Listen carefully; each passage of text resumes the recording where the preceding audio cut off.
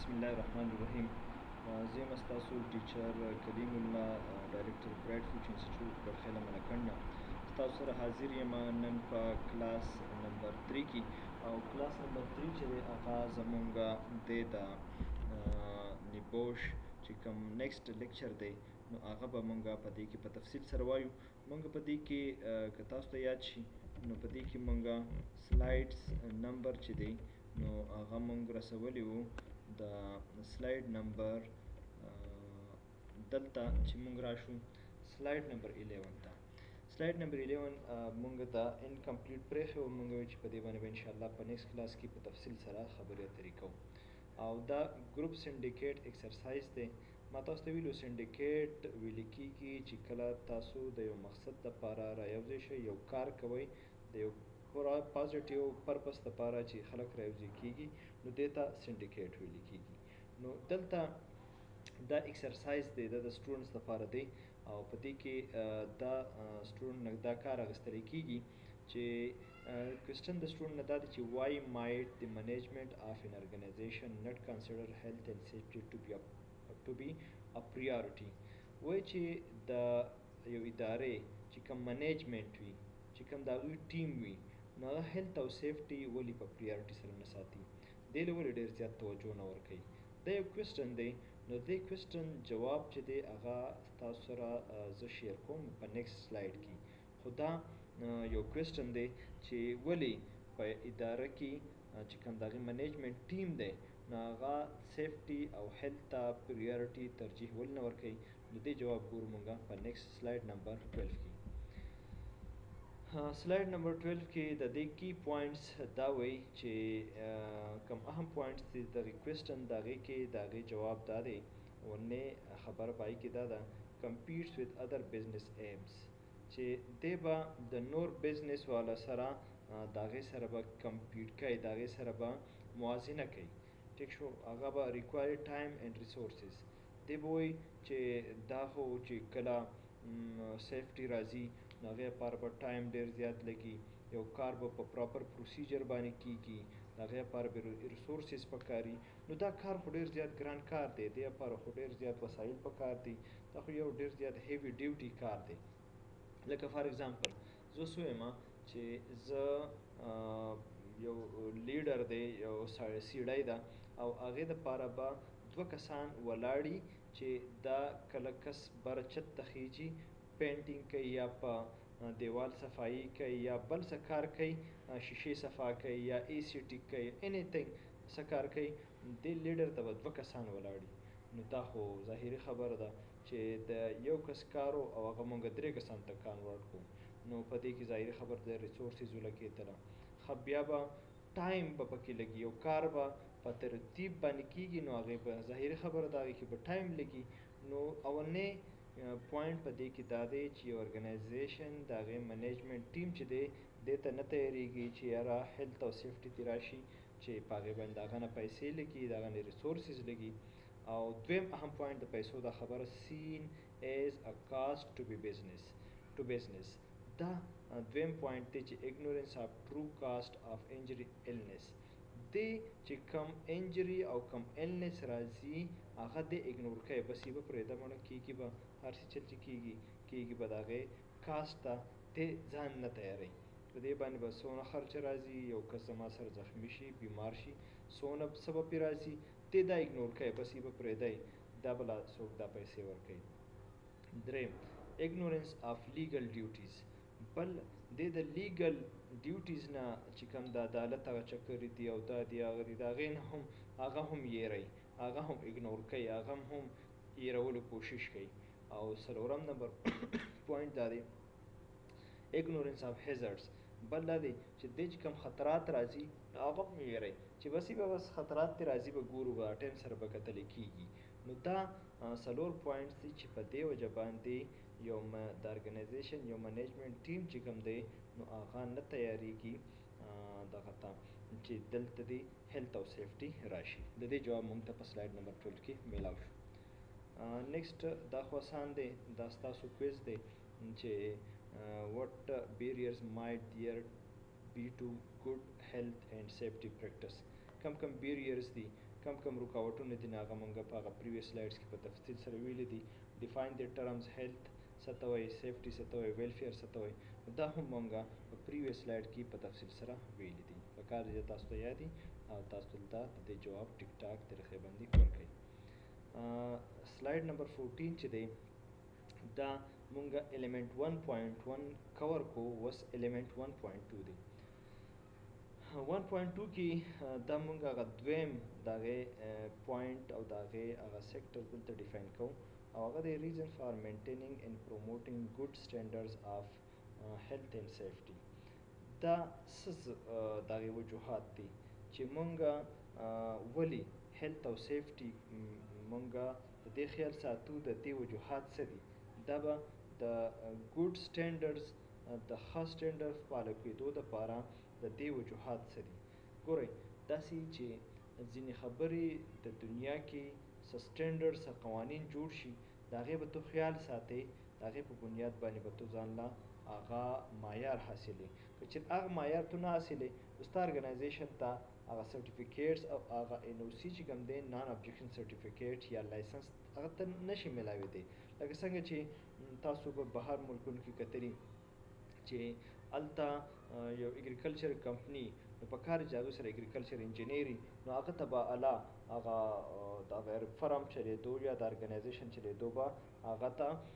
لایسنس میلاویږي. داسې نه ده چې بس عام یو الټریټ کس راغی او هغه هم ځان له نرسري کوله وهي او ځان له اګریکلچر فارم کوله وي، نه داسې نشي کېدی. دا سره باقاعده انجینیر پکار وي. سیول یو کنسټرکشن کېږي دا سره به سیول انجینیر پکار وي، هله به هله د هغه ته اجازت میلاویدی شي چې د کنسټرکشن اکټیویټیز چې دی هغه دی مینټین وساتي. نو ځینې خبرې داسې چې هغه سټینډرډز دي هغه سټینډرډ به تو فالو کوې، د هغې نه بعد به ستا کمپنۍ ته ستا ادارې ته پرمیشن میلاویږي، لایسنس به میلاویږي. په دې ایلیمنټ کې به مونږ دغه ټولې خبرې انشاءالله په تفصیل سره زده کوو. دی وایي چې وای منیج هیلث اینډ سیفټي. مونږه هیلث او سیفټي ضرورت څه دی، دا ولې منیج کوو، د دې انتظام ولې کوو. نو په دې کې په دې پکچر کې دا ټولې خبرې دا په دې درې پوینټونو کې دلته رابندې کړي دي او دا درې پوینټونه په دې سلایډ نمبر 15 کې په تفصیل سره بیان کړي دي او دا پورا یو تاسو دې ته ویلی شئ چې په کوزه کې سمندر رابندول هغه په دې کې رابند کړی دی. ګورئ که موږ هیلث او سیفټي ونه کړو نو مورل ریزن دا دی چې سړی اکسیډنټ وشو، لاس کټ شو، خپه ماته شوله، سر ولګېدو، سر باندې انجري راغله، هغه بېهوشه شو، هغه چې کوم دی په کوما کې لاړو، هغه ته هارټ اټیک وشولو، هغه بل داسې د ډیزیز سره مخامخ شو چې هغه مرګ ته ورسېدو. نو دا مورل ریزنز دي. موږ په دې وجه باندې هیلث او سیفټي خیال ساتو چې موږ د دې مسایلو نه بچ وو. دویم نمبر لیګل آر سوشل ریزنز. موږ ځان د عدالتونو نه بچ کوو، د سوشل ریسپانسیبلیټیز نه ځان بچ کوو، د خلکو د خبرو نه ځان بچ کوو. زموږ فار ایگزامپل یو اداره ده او هغه مختلف پروډکټس تیاروي او هغې کې چېرته داسې وشوله چې موږ د هیلث او د سیفټي خیال نه ساتو او هلته اور ولګېدو یا یو مزدور یا یو لیبر چې کوم دی هغه یا یو کارکون هغه یا یو امپلای هغه چېرته لاس د ارې سره ولګېدو کټ شو یا مطلب د هغه خپه کټ شوله نو په دې باندې به مختلفې عدالتونه په هغې باندې ایکشن اخلي. د دوی چې کوم پروډکټس دي هغه به نه خرڅېږي، دوی ته چې کوم را میټیریلز راتلله هغه به اوس ورته نه راځي، نور لیبر چې دی د هغې د وجې نه ډسټرب شوله دی به اوس د عدالتونو سره مخامخ کېږي. نو دې وجه باندې هم مونږ د هیلث او سیفټي خیال ساتو چې مونږ د حکومتي او دغه شانتې د عدالتي چکرو نه مونږ بچ شو. د دې لپاره مونږ د هیلث او سیفټي منیجمنټ کوو. دریم اکنامک ریزنز دا دی چې مونږ کله هیلث او سیفټي خیال ساتو نو مونږ معاشي طور باندې مونږ بهترۍ طرف ته تللی شو. مونږ مختلف مسایلو نه معاشي مسایلو نه مونږ بچ کېدی شو. که چېرې مونږ د هیلث او سیفټي خیال ساتو نو چې کوم امپلای زمونږ سره کار کوي نو د هغه به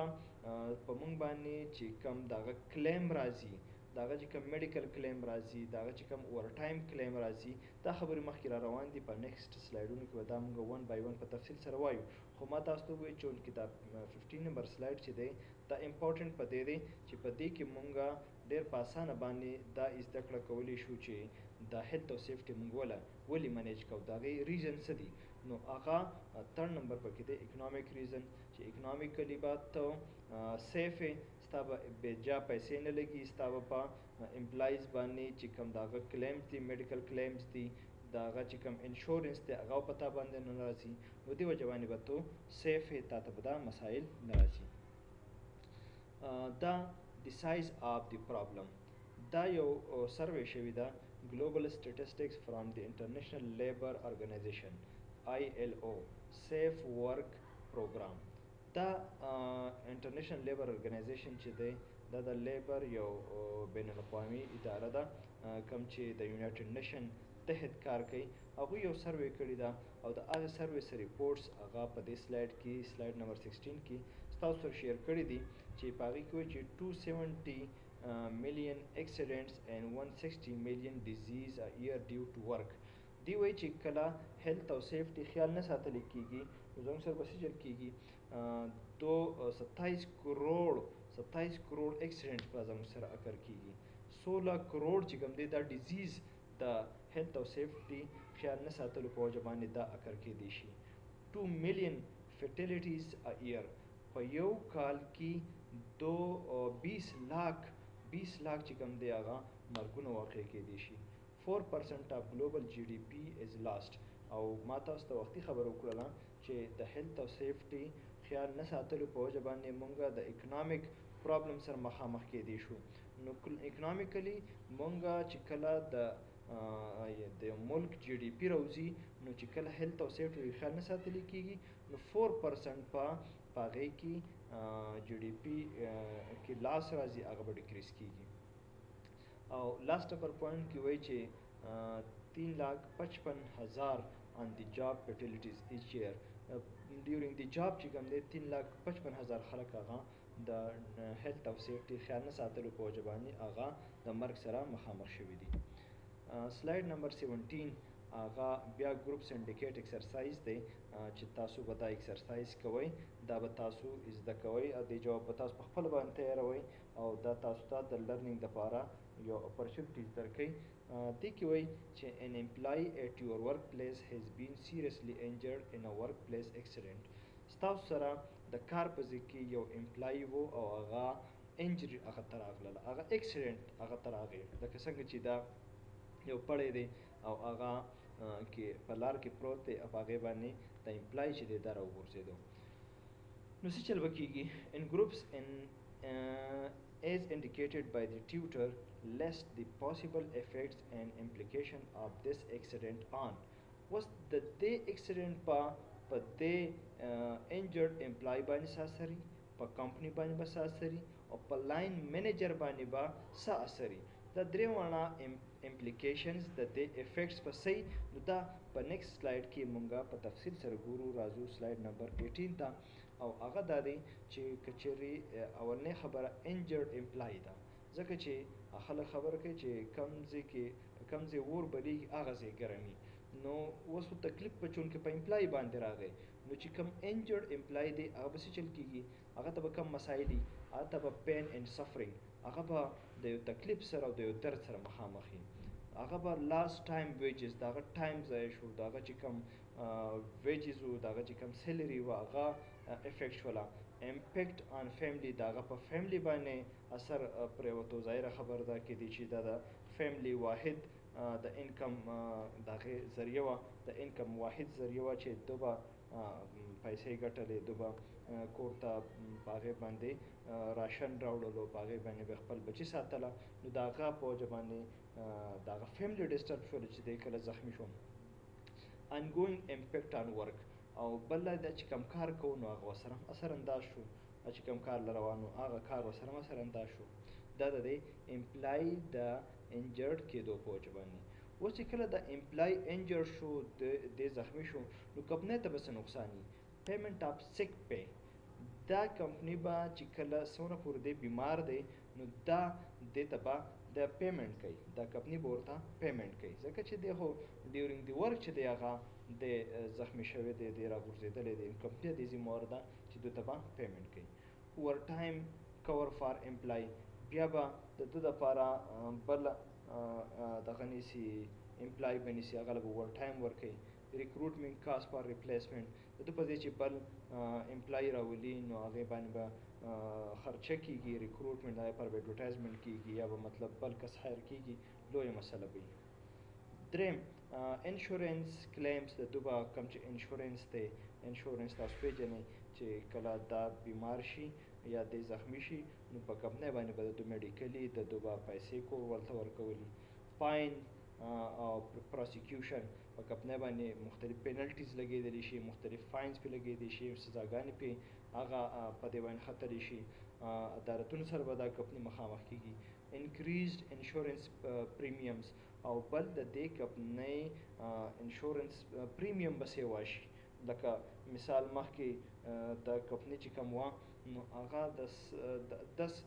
کسانو پیسې ورکولې د زخمی کېدو، اوس ورسره 15 کسان زخمیان شول نو 15 کسانو پیسې به ورکوي. دا څه د وجې نه چې کله یو کمپنۍ چې کوم دی د هیلت او د سیفټي خیال نه ساتي نو د دې مسایلو سره به د دې پرابلم سره به هغه مخامخ کېږي او دا به فیس کوي. اوس لاین منیجر چې دی د هغه ته به د دې امپلای د انجرډ کېدو نه څه مسله جوړېدی شي نو هغه لاس آف سکلز فرام ټیم، هغه سره یو هنرمند سړی و هغه ترې ضایع شو. ټایم اینډ کاسټ آف ریټینینګ ریپلیسمنټ، اب بل کس نیسي نو هغې لپاره به ټایم لګي، په هغې باندې به خرچه راځي. افیکټ آف اوور ټایم کور آن شفټس، بیا به په شفټونو کې نور خلک نیسي، په هغې باندې به خرچه راځي، په هغې باندې به اثر انداز کېږي. یا به شفټ فار اگزامپل مخکې په شفټ کې 15 کسان کار کولو، اوس پکې 6 کسان کار کوي، یو کس پکې بل شفټ نه راغی، هغه شفټ هم ډسټرب شو، دا شفټ هم ډسټرب شو، نو دا لاین منیجر ته به د دې امپلای د زخمی کېدو نه دا پرابلمز د هغې فیس کول دي. بیا سلاید نمبر 19 چې کوم دی نو د لیګل اینډ سوشل ایکسپیکټیشنز، اوس زموږ سره په معاشره کې یا قانوني طور باندې د سیفټي نه موږ څه توقعات ساتلی شو. هیلث اینډ سیفټي لا از یوزولی بیسډ آن، هیلث او سیفټي لا چې کوم دی هغه په دوو خبرو باندې هغه ډیپینډ کوي. اولنی دی انټرنیشنل سټینډرډز فرام د انټرنیشنل لیبر ارګنایزیشن، کوم چې ILO ده د هغې طرفه چې کوم سټینډرډز راغلي دي په هغې باندې کار کول دي. ما تاسو ته وختي هم خبره وکړله چې ځینې سټینډرډز داسې چې هغه کله تو نه فالو کړي نو ستا کمپنۍ ته ستا ادارې ته لایسنس نه میلاویږي، هغه چې کوم دی هغه امپورټ ایکسپورټ نشي کولی، هغه ځان له را میټریلز نشي راغوښتی، هغه د هغه پروډکټ چې دی بهر ملک ته نشي تللی، ځکه چې دی د انټرنیشنل لیبر ارګنایزیشن د طرفه چې کوم سټینډرډز دي د هغې فالو نه کوي، د هغې خیال نه ساتي، نو په دې وجه باندې به د دو ایسا د دوی اکاونټس به نه کولاویږي، دی به امپورټ ایکسپورټ نشي کولی، دی به بهر ملکونو سره خپل تجارت نشي کولی، نو دا په ده باندې پابندۍ ولګېدې. دویم پوینټ کنټري اون هیلث اینډ سیفټي سټینډرډز، د یو ملک خپل هم یو خو داسې دي چې یونایټډ نیشن د طرفه چې کوم ILO د انټرنیشنل لیبر ارګنایزیشن دی او چې کوم سټینډرډ ډیفاین کړي دي یو هغه دي، یو داسې چې یو ملک چې دی هغوی خپل هم څه داسې پروټوکولز جوړ کړي، داسې رولز یې جوړ کړي چې په دې کې به دا امپلای چې دی هغه کار کوي. لکه څنګه چې تاسو د UAE د قانون نه خبرې چې هلته د لیبر ډېر زیات خیال ساتلی کېږي، هلته د هغه د هیلث خیال ساتلی کېږي، هغه د سیفټي خیال ساتلی کېږي، هلته پروسیکیوشن حاصل دی، هلته لیګل ایډ حاصل دی، چې چېرته هم د یو امپلای سیلري نیولی کېږي نو هغه هلته د هغې دپاره ځان له لیبر کورټ دی، په هغې کې هغه اپیل وکړي، د هغه ارګنایزیشن خلاف ایکشن واخلي. ایون دا چې موږ دونه پورې اورېدلي دی چې هغه ارګنایزیشن په هغوی باندې بین ولګي، هغوی باندې پابندي ولګي، هغوی خپل کار نشي کولی څونه پورې چې د دوی د کلیمز چې دي دا نه یي ادا کړي، څونه پورې چې دوی سیلري نه یي پې کړي، نو د هغې پورې به دی د دغې مسایلو سره مخامخ وي. نو یو ملک خپل هم د هیلث او سیفټي څه رولز او څه سټینډرډ جوړولی شي. بیا نیکسټ سلاید نمبر 20 دا موږ ته ښایي چې هو از ریسپانسیبل فار هیلث اینډ سیفټي، د دې هیلث او سیفټي دپاره څوک ریسپانسیبل دي، د دې ذمهوار څوک دي. نو پای کې اولنې په ټاپ باندې وایي چې ایوریباډي چې کوم دی هغه په دې میشن کې شامل دی چې هغه د خپل هیلث او سیفټي خیال وساتي ځکه چې خلک وایي جان ہے تو جهان ہے چې انسان یې نو هر څه به میلاو شي چې ستا لاس ضایع شي ستا سترګه ضایع شي پوزه ضایع شي ستا خپه ضایع شي نو بیا به په هغه کار باندې بیا به په هغه ژوند باندې بیا به تو څه کوې بیا به په هغه ډېرو پیسو باندې به تو څه کوې چې ستا پکې ستا آرګن چې کوم دی ستا یو اعضا هغه پکې ضایع شي نو ایوریباډي چې دا هغه ریسپانسیبل دی د هیلث او سیفټي لپاره but most of the responsibility lies with the employer to provide خو زیاته ذمہواري چې کوم ده هغه په کمپنۍ باندې ده هغه په اداره باندې ده چې هغه پرووایډ کړي څه پرووایډ کړي اولنۍ خبره د کمپنۍ کار بدای د ادارې کار بدای چې هغه خپل امپلای له خپل ملازم له سیف پلیس اف ورک ورکړي هغه ته د کار محفوظ ځای ورکړي هغه ته د کار داسې انوایرمنټ ورکړي چې هغه پیسفولي هغه آرامدهي هغه سیف وي هغه پرسکونه وي هغه چې کوم دی محفوظ وي دویم نمبر سیف پلانټ اینڈ اکوپمنټ هغه ته چې کوم پلانټ ورکوي په کم کې چې د امپلای کار کوي او کم اکوپمنټ چې دله ورکوي چې هغه سیف وي هغه داسې نه چې هغه فار ایگزامپل دله ګلاوز ورکړي دي او داسې ګلاوز دي چې په هغې کې سوري پکې دي او هغه چېرته بجلۍ کې کار کوي او ورسره هغه ته شاک وشي هغه کرنټ یې ونیسي نو داسې به نه د لپاره چې کوم اکوپمنټس دي د پی پی ایز چې کوم دی پرسن پروټیکټیو اکوپمنټس چې هغه هم د ته ورکړل کېږي ښه په ټایم باندې ښه صفا او ښه په ټیک ټاک انداز باندې دریم نمبر سیف سیسټم اف ورک بل دا دی چې کوم د کار دپاره سیسټم دی چې هغه هم سیف وي لکه اوس فار ایگزامپل تاسو په دې فګر کې کتی شئ چې دې کې دا څلورم نمبر پوینټ هم زه ډیفاین کړم ټریننګ اینډ سوپرویژن بل دا دی چې په دې د پاسه د امپلایز د پاسه سوپرویژن پکار دی هغوی له پراپر ټریننګ پکار دی اوس فار ایگزامپل یو سړی په یو کار باندې نه پوهېږي او ته هغه کار ته هغه یوازې ورچوي نو هغه خامخا د هغې سره به هغه مشین مثال هغه چېرته نه دی اپریټ کړی او ته یې په اوس اپریټ کړې نو به کیدای شي چې غلطي اپریټ کړي د هغه پکې لاس ونښلي د هغه پکې کپړې ونښلي د هغه ته نور څه نقصان ورسي مشین ته نقصان ورسي کمپنۍ ته نقصان ورسي نو دې دپاره به تو دته باقاعده ټریننګ ورکړي د دو سوپرویژن کې تاسو په دې فګر کې کتی شئ چې دا امپلای دی لګیا دی کار کوي خو هلته ورسره بل امپلای هم سوپروایزر لګیا دی ولاړ دی ورسره هغه ته دا پوینټس ښایي هغه ته ښایي چې یاره دا داسې دی دا داسې دی چې دا ته په دې طریقه باندې وکړې نو تا ته به سیفټي حاصله شي نو دې وجې باندې دا ضروري ده چې یو اداره ده هغه خپلې امپلایز ته سیف ورک پلیس ورکړي د هغه ته سیف پلانټ ورکړي سیف اکوپمنټ سامان ور وکړي او د کار کولو لپاره صحیح صفا او محفوظ سیسټم ور وکړي او د هغه باقاعده ټریننګ او سوپرویژن کیږي لیکچر نمبر 3 په دې ځای سره په سلاید نمبر 20 باندې دلته مونږ ختمو لیکچر بیا چونکې اوږد کیږي او بیا سټوډنټس ته هغې کې لرن کول بیا لږ مشکل وي دې وجه باندې زه دا خبره ما سره د احساس دی چې زه په سلایس کې په وړو وړو ټوکرو کې د 20 منټس زیات نه زیات لیکچر زه تاسو ته ریکارډ کړم چې د هغې نه تاسو په اسانه باندې زده کړه هم کولی شئ او په هغې کې تاسو لرنینګ هم په اسانه باندې وکړئ امید لرم چې انشاءالله دا لیکچر به تاسو انجوای کړي دې نه به تاسو زده کړه کړي او بس اجازت ورکړئ خپل ټیچر ته کلیم الله د الله په امان